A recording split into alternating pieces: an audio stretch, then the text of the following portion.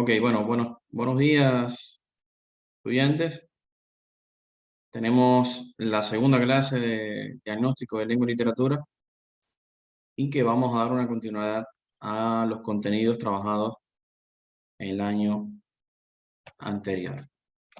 Entonces, para iniciar, tenemos una motivación, se llama la ruleta, que ustedes ya han jugado en otros momentos. Son 6 preguntitas muy breves. Vamos a utilizar solamente 4 o 5 minutos en esta actividad para luego dar paso entonces a las actividades o los contenidos trabajados el año anterior. Ya les comparto la ruleta.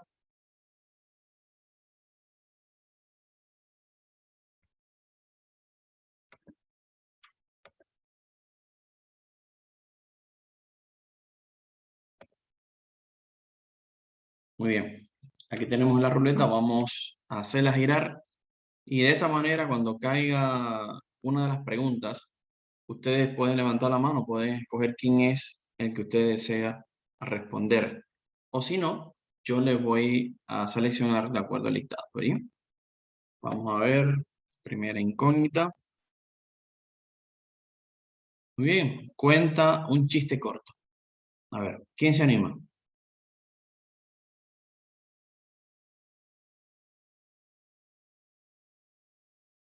A ver, ¿quién se anima a contar un chiste? Algo que sea breve. Yo, profesor. A ver, escucho. Eh, ¿Por qué la gallina cruzó la calle? Para demostrar que no era gallina. ¿Por qué? Para demostrar que no era gallina. Para demostrar que no era gallina. O sea, que no era cobarde, ¿no? Sí, porque entendemos que el término gallina se utiliza cuando alguien tiene miedo de hacer algo. Eres una gallina, ¿no? Muy bien. Ok, vamos a ver qué nos trae la ruleta.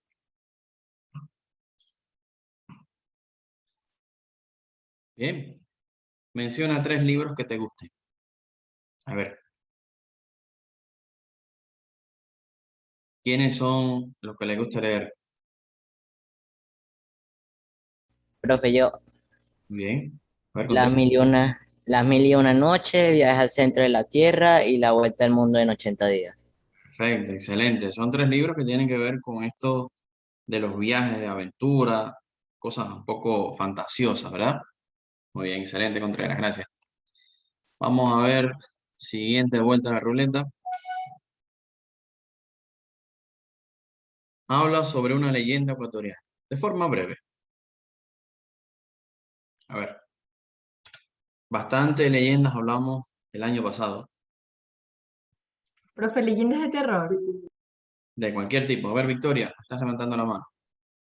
Ya, profesor, la leyenda de Mariangula. Ya, Ujú. Mariangula se dice que era una mujer que tenía un esposo y al esposo no le gustaba comer, le gustaba, era solo comer pura carne. Y una vez se acabó la carne y Mariangula no, ya no iba a poder comprar nada. Y la vecina le dijo que fuera al cementerio y le arrancara el punzón y las tripas a una persona recién muerta. Y cuando Mariangola fue, entró al cementerio, hizo todo eso, luego los cocinó, se los dio a su esposo. Y cuando estaba durmiendo, a Mariangola llegó por decir el muerto a decirle: Mariangola, devuélveme mi punzón y mis tripas que sacaste de mi santísima sepultura. Y Ajá. pues se la llevó y ya. Muy bien, muy bien. Gracias, Victoria. Ya, vamos a ver la última pregunta. A ver, ¿qué es lo que nos queda por aquí? Imita a un animal. A ver, ¿quién hace? Basurto. Voy a imitar un gato. Ya, muy bien. ¿Alguien más? Correcto, gracias. ¿Alguien más? ¿Otro animal? Puede ser salvaje o puede ser... Yo, A ver, una oveja. Me. muy bien, gracias. Un pollito. Un pollito. Tío. Pío, pío. Muy bien, chicos. Bueno, creo que ha servido un poco como para entrar en calor de una forma animada a la clase, con buenas vibras, ¿no? Para comenzar con estos temas que continúan un poco lo que ustedes han trabajado desde el año anterior. Entonces, aquí sí vamos a continuar con las diapositivas.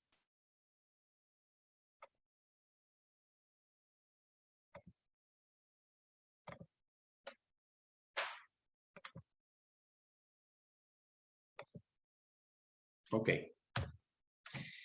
Y aquí vamos a hablar un poco sobre este tema que es bastante importante, chicos, porque en todo tipo de texto, cuando nosotros hacemos investigaciones en cualquier asignatura, cuando nos pide una materia como lengua y literatura, hacer un texto, por ejemplo, un informe, realizar eh, algún tipo de trabajo que sea la estructura típica de introducción, desarrollo y conclusiones, por ejemplo, como los ensayos, tenemos que utilizar las normas APA, que no es más que algo que sirve para algo.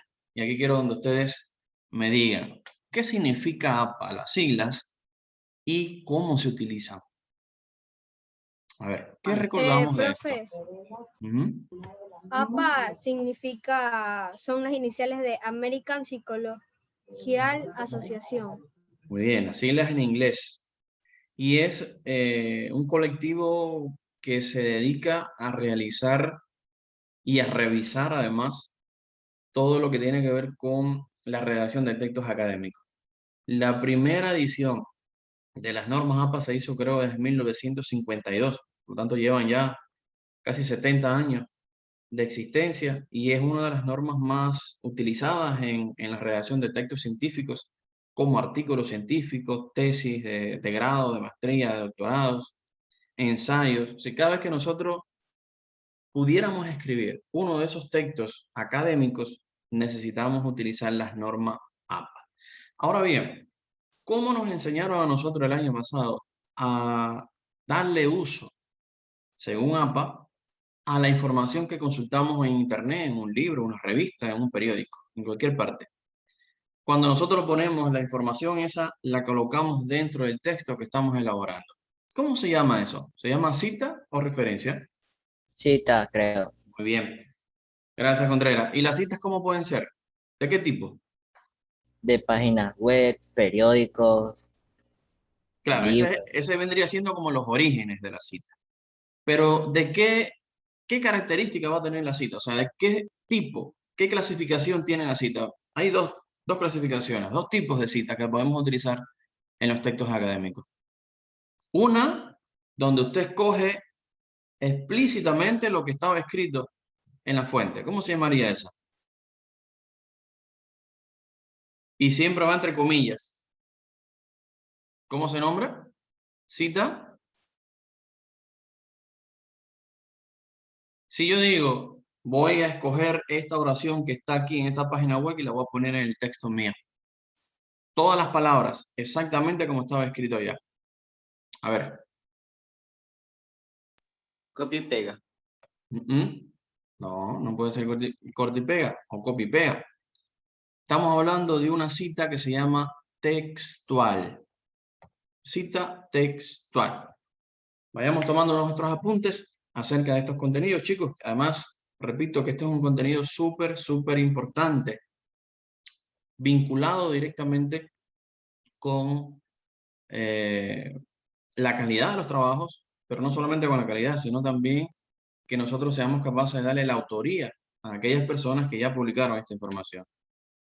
Entonces, la cita textual es aquella que reproduce íntegramente lo mismo que estaba publicado en la fuente original que usted consultó. Si fue a internet revisar una página web, si utilizó un libro, una revista, un periódico, incluso ya las normas APA están contemplando hasta redes sociales como fuentes de información, de donde usted saca ciertas informaciones. Entonces, las citas textuales, si la oración decía o tenía 30 palabras, las 30 palabras, tal y como estaban publicadas ya, deben estar publicadas en el texto que usted está escribiendo. Y para ello, ¿cómo yo sé reconocer de que es una cita textual?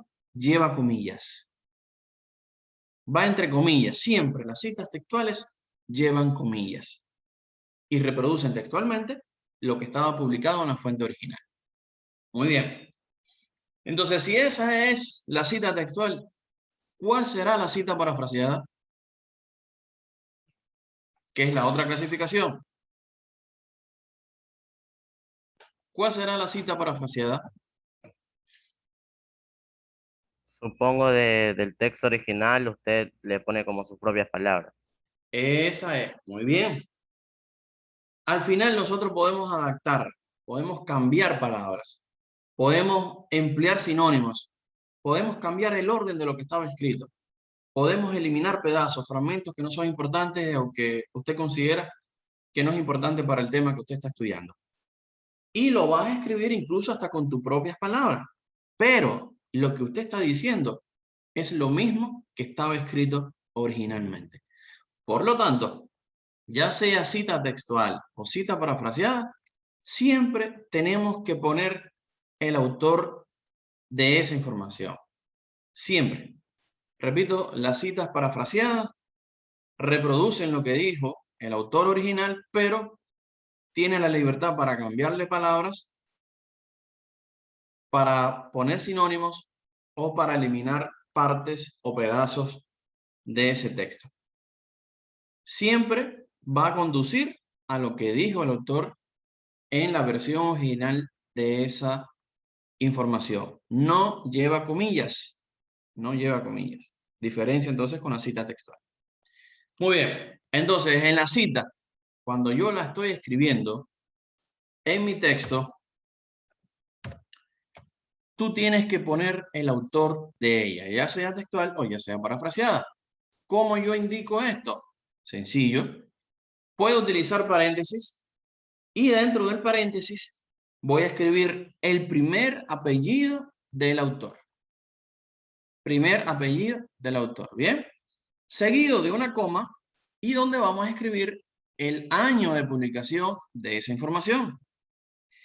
Y si hubiese tenido una página, porque puede ser un libro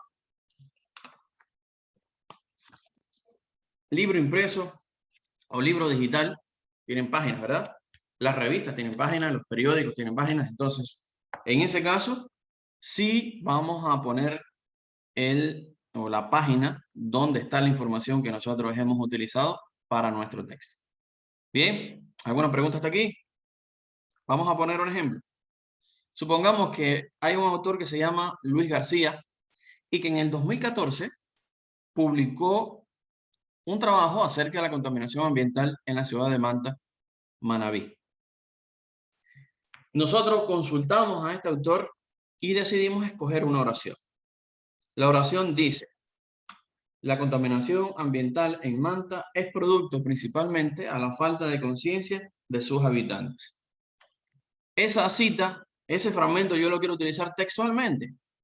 La copio y la pongo en mi texto, le pongo comillas. Ahora, antes o después de esa cita, yo tengo que poner quién es el autor. ¿Cómo lo hago? Abro paréntesis y escribo. ¿Cuál es el primer apellido del autor? García. García. Coma. ¿En qué año fue publicado? En el 2014. 2014, correcto. Y si es un libro, y ese libro yo digo que está escrito en la página 15, ¿qué debo poner entonces al lado del año? P. Punto. El P significa página. Punto. 15. 15. Cierro paréntesis. Muy bien. Cierro paréntesis. Y de esa manera yo he puesto la autoría de la cita dentro de mi trabajo. ¿Ok? Y así vamos haciendo con cada una de la información que nosotros estamos extrayendo, sacando, utilizando de distintas fuentes en cualquier parte. Vean que ya APA incluye prácticamente todo. Páginas web, discos, tesis de grado, emplea las redes sociales, YouTube. O sea, prácticamente podemos encontrar información en cualquier parte. Y ya ellos están tomando en cuenta esto para decirnos, miren, esta información debes extraerla cuando es este tipo de fuente o publicación. Y esto nos lleva a la segunda parte de las normas APA, porque ya hemos hablado del tipo de cita y cómo ponerle autor a la cita. Pero tenemos que hablar que al final del texto que tú estás escribiendo va una cápita que se llama referencias bibliográficas o bibliografía. Y allí es donde debe estar constancia de toda la información que usted ha utilizado en las distintas publicaciones que empleó para poner en su texto. Por ejemplo, como es un libro impreso, estamos hablando de este ejemplo hipotético de Luis García, ¿verdad? Como es un libro impreso, lleva la siguiente información y en este orden. Primer apellido del autor, coma, iniciales del nombre, punto, mayúscula, la inicial, paréntesis, el año de publicación, nombre del libro en cursiva, editorial que publica ese libro, ciudad, país y por último, la página donde está publicada esa información. Entonces, llevando el ejemplo hipotético de Luis García a cómo nosotros vamos a hacer la referencia de un libro impreso, quedaría lo siguiente. García, coma, L, porque se llama Luis, ¿sí o no? Punto, L mayúscula, punto. Abro paréntesis. ¿Qué pongo dentro del paréntesis? ¿Qué pongo dentro del paréntesis? El año en el que fue creado. El año de publicación. Año de publicación. ¿2000 qué? 14. 2014. 2014. Cierro paréntesis. Y luego voy a escribir en cursiva, que nosotros sabemos que es esta parte donde las letras están como agachaditas a la derecha. Voy a escribir el nombre del libro en cursiva. Miren, por aquí tenemos un ejemplo. Aquí está, miren, esta que está en azulita, la primera donde dice libro, ¿sí ven? Libro, ¿verdad? En este caso es un libro que tiene más de un autor. Y después, de donde está la fecha, el paréntesis, viene el nombre del libro escrito en cursiva. La letra es un poquito tumbada a la derecha. Vamos a decir que este libro que estamos hablando hipotéticamente se llama El medio ambiente, mitos y retos. Bien, entonces escribimos después del paréntesis con la fecha. Medio ambiente, dos puntos, mitos y retos en cursiva. Punto. A continuación, ¿qué voy a poner? El nombre de la editorial que publica este libro. Generalmente esa es una información que está en la primera hoja de los textos. En la primera hoja, aquí adentro. Y aquí también aparece el autor, aparece el año de publicación, la editorial y el lugar donde se publica. Toda esa información nosotros la vemos ahí.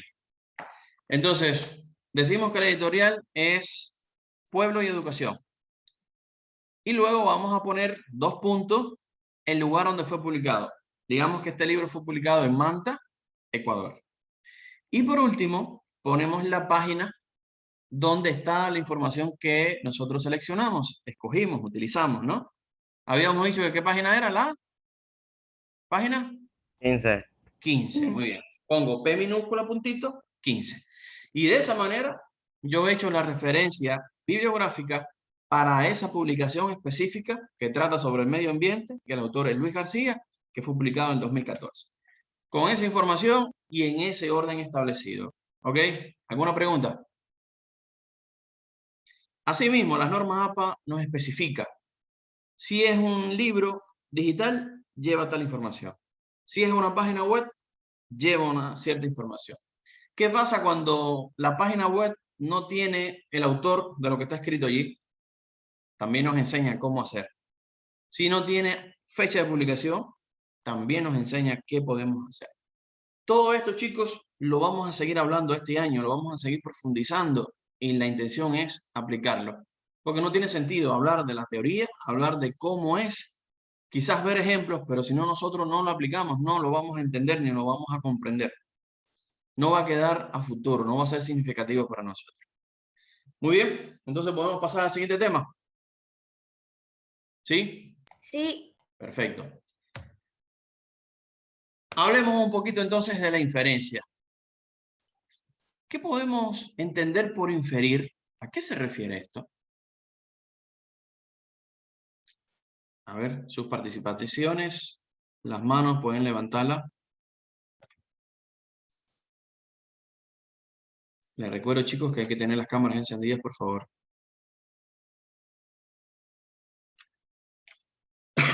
A ver, todos los días nosotros utilizamos la inferencia, a diario. hacemos inferencia todos los días en nuestras casas, en nuestra propia vida. Escuchas, por ejemplo, hablar a tu mamá y a tu papá y están diciendo, me parece que tenemos que ser más recio con él o con ella. Y tú solamente escuchando eso dices, uy, creo que están hablando de mí. ¿Estás haciendo inferencia? Porque tú no escuchaste que están hablando de ti. Tenemos que ser más recio con ella o con él. Puede ser un tornillo de la puerta. Hay que apretarlo más. O tu hermano. O tu hermano también. O puede estar hablando de la mascota, el perrito, el gatico que está haciendo travesura. Entonces, ya ahí estás utilizando una inferencia. Y tú dices, uy, ¿y qué va a pasar? ¿Me van a quitar el celular? Porque estoy pasando muchas horas con el celular. Porque estoy saliendo mal en las tareas. Entonces, de esa manera, nosotros estamos aplicando la inferencia, que no es más que sacar conclusiones, hacer suposiciones partiendo, y ojo con esto, partiendo de algo cierto, de algo objetivo, de algo real. No hacemos inferencia de una imaginación nuestra, no. Nosotros partimos de un hecho real y sobre ese hecho real tratamos de buscar los por qué. ¿Cuáles son las consecuencias y cuáles son las causas?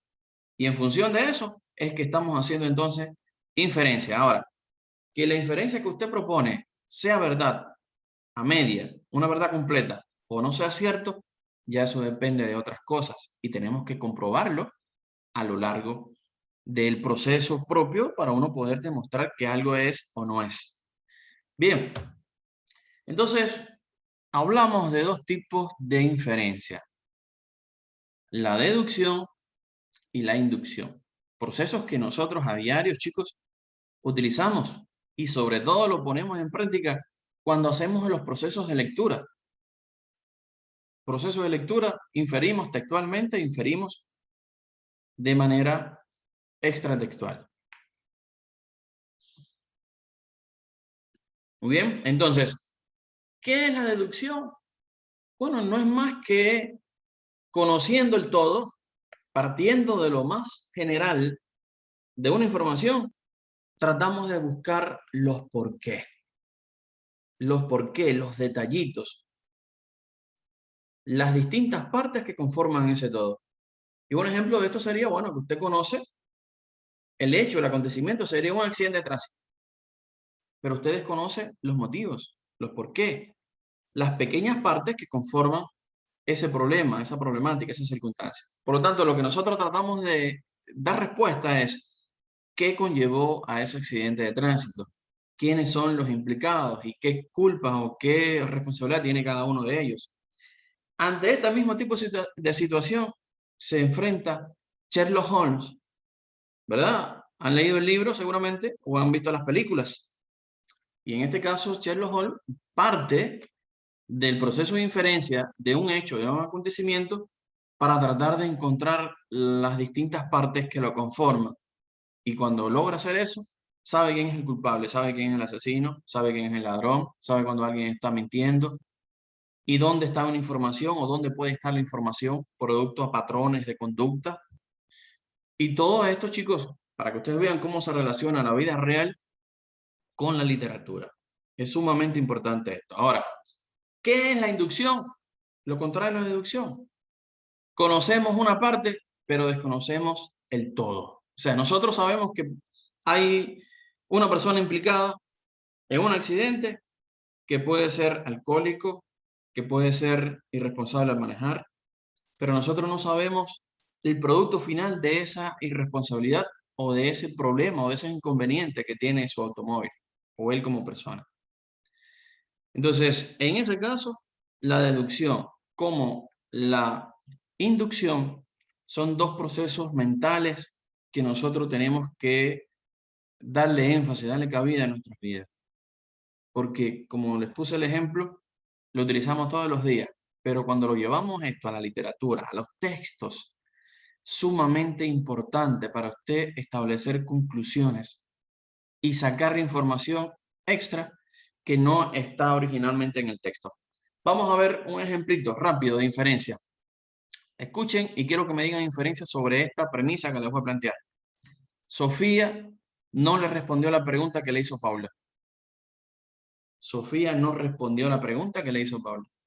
¿Qué inferencias podemos sacar de ahí? Levante la manito. Profesor, tal vez están peleadas. ¿Tal vez qué? Tal vez están peleadas. Muy bien, están peleadas. No sabe la respuesta. No sabe la respuesta. ¿Qué Se más? oculta algo. Oculta algo. ¿Qué más? O no le entendió. Muy bien, Contreras. Le da vergüenza decir la respuesta. Le da la vergüenza. Tiene Muy bien. miedo a responder mal. Tiene miedo a responder mal. Muy bien. ¿Cuántas cosas podemos sacar nosotros inferencias de ahí? Son suposiciones. Porque no sabemos realmente qué es lo que ocurrió. A ver, Tapia. Se pueden sacar muchas conclusiones, ya que nuestra cabeza vuela de ideas. Así mismo es. Podemos decir, por ejemplo, que Sofía habla otro idioma. Sofía es muda. O Paula le hizo la pregunta en lenguaje de señas. La otra lo desconoce y no le puede responder. O se quedó sin megas para responderle. Se cayó el internet. Hay muchas variantes, muchas opciones, muchas posibilidades. Solamente podríamos tener certeza de cuál es la correcta o cuáles son las posibles correctas si tuviéramos un poquito más de información específica del contexto, el precedente. ¿Quién es Sofía? ¿Quién es Paula? ¿Dónde están? ¿Cuál es el momento? Y de acuerdo a eso es como podemos establecer entonces una inferencia mucho más específica. Muy bien. Pasemos entonces al siguiente tema. Estaremos hablando sobre las oraciones compuestas. Precisamente una oración es compuesta. ¿Cuándo? A ver, Denise Zambrano. ¿Cuándo es una oración compuesta?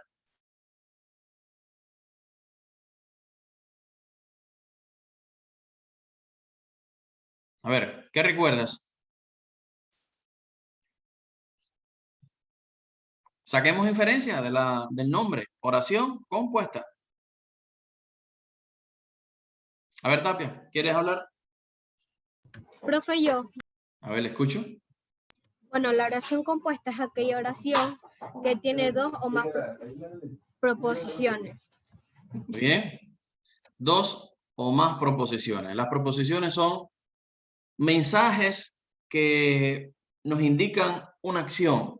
Es decir, el sujeto o los sujetos, en este caso las personas que son los que ejecutan la acción, hacen más de una cosa. Generalmente decimos que las oraciones compuestas tienen dos formas verbales.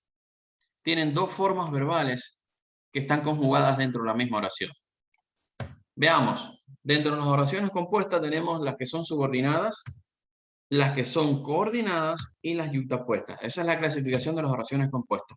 El año que pasó, específicamente ustedes estudiaron las oraciones compuestas coordinadas, que son estas de aquí. Todas estas de aquí. Se desplegan todas estas clasificaciones. Me gustaría que dominen, que estudien en profundidad estas tres, las tres primeras. Copulativas, disyuntivas y adversativas. Las copulativas siempre van a tener este nexo que une las dos proposiciones o donde están las dos ideas que están relacionadas en la misma oración. Vamos a ver un ejemplo. Les pongo un ejemplo rapidito. ¿Vas al parque o al cine? Perdón, ¿vas al parque o irás al cine? Porque en ese caso lo tiene que ver dos formas verbales, ¿verdad? Yo estoy utilizando el nexo o, por lo tanto es una oración coordinada disyuntiva. ¿Y cuáles son los dos verbos que están conjugados? Repito la oración. Vas al parque o irás al cine. ¿Cuáles son los dos verbos? A ver, levanta la manito.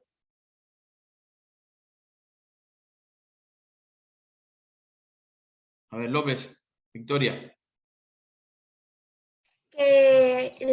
El parque o el cine. Verbos. Parque y cine son sustantivos, recuerden. A ver, Mera. Vas Va. o irás. Va al cine. Va. Muy bien. Vas es un verbo que está conjugado. Irás, que también es un verbo conjugado. Entonces, en ese caso, hablamos que es una oración disyuntiva porque la persona tiene dos acciones para ejecutar. ¿Vas a ir a hacer tal cosa o vas a hacer tal cosa? Bien. Cuando es copulativa es que los nexos que están utilizándose es ni, la palabra y o la palabra e. Y cuando son adversativas, utilizan precisamente las conjunciones adversativas. Ahí estaría sin embargo, pero, no obstante, ahora bien, etcétera. Todas estas conjunciones o locuciones nos están dando la idea, el mensaje de que la persona que ejecuta la acción dentro de esa oración, pues es algo, pero al mismo tiempo es otra cosa. Hay como una especie de contradicción. Veamos un ejemplo. Él es estudioso, sin embargo, llega tarde a clases. Él es estudioso, sin embargo, llega tarde a clases. ¿Cuál es el nexo que me está indicando qué tipo de oración es? ¿Cuál es? ¿Cuál es? Sin embargo, Muy bien, sin embargo. ¿Y qué tipo de oración sería entonces? adversativa. Una oración compuesta, coordinada, adversativa. Muy bien, correcto. ¿Alguna pregunta?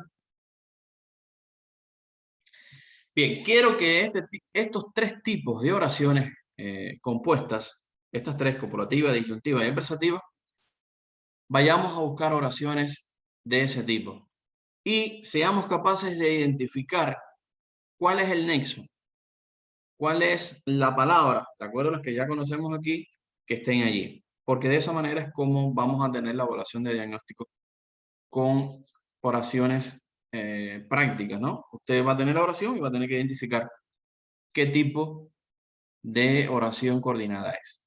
Muy bien, ¿alguna pregunta? ¿No hay preguntas? Perfecto, vamos a pasar entonces a este siguiente tema, que trata acerca de los organizadores gráficos. Y ustedes han estudiado muchos organizadores gráficos que son muy importantes para nosotros ilustrar la información, las relaciones que se establecen entre las distintas partes o subtemas de un tema específico. Ahora, yo quiero escucharlo. ¿Qué organizadores gráficos estudiaron el año pasado? A ver, manos levantadas. ¿Cuáles son esos organizadores gráficos? Murillo. Cuadro comparativo, los mapas conceptuales, esquemas, cuadros sinópticos, Muy bien. etc. Muy bien, perfecto. Uno de ellos, a ver, dime, ¿en qué consiste uno de ellos? ¿O cómo se hace?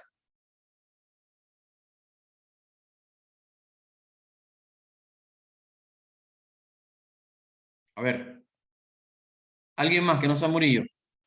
¿En qué consiste uno de ellos? ¿Cómo se hace?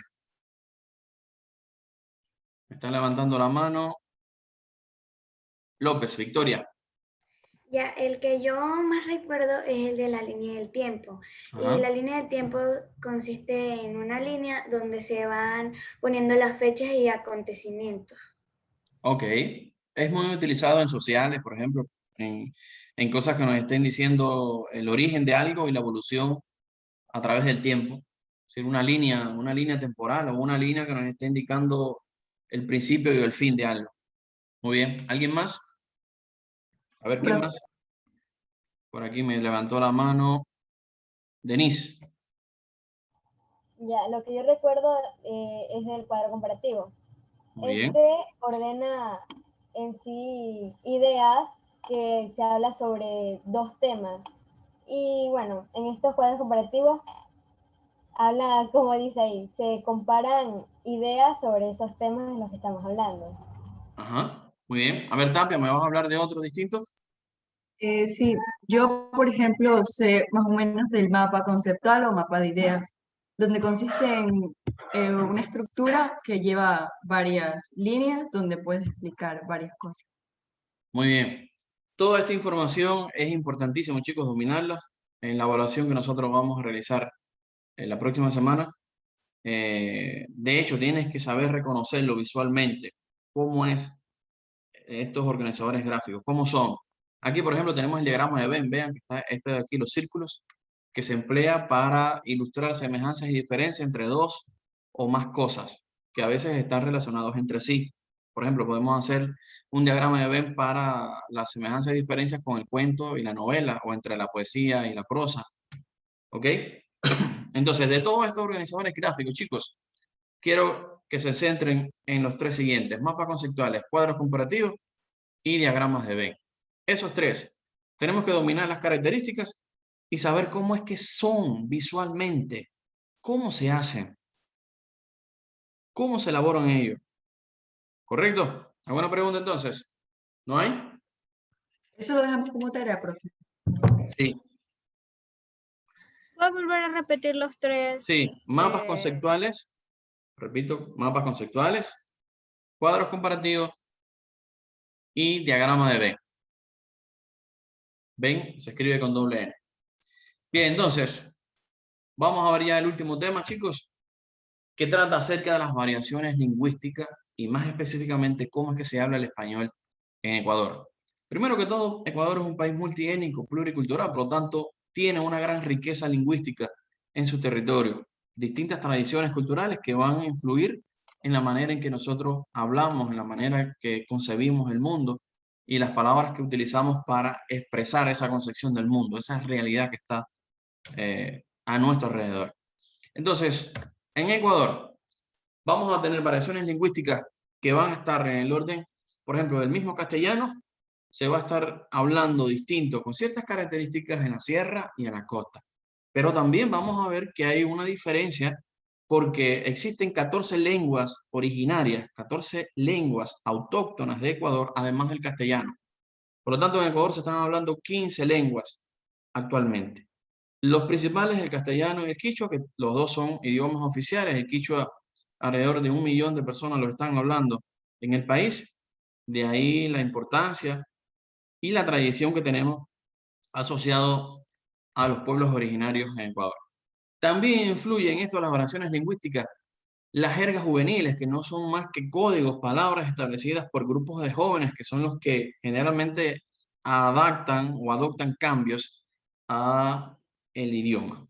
Y tenemos también el fenómeno de los dialectos, que son bien específicos de áreas muy específicas de la geografía ecuatoriana. Aquí nos está hablando del dialecto afrochoteño, que tiene su propia forma de pronunciar, el empleo o la eliminación de algunas consonantes como la S, también la pronunciación con la Z española, en fin, todo lo que podemos saber sobre las variaciones lingüísticas tiene que ver en tres cosas. Por un lado, la fonética, que es la pronunciación. Por otro lado, el vocabulario, es decir, las palabras que empleamos para nombrar las cosas en la realidad o las cosas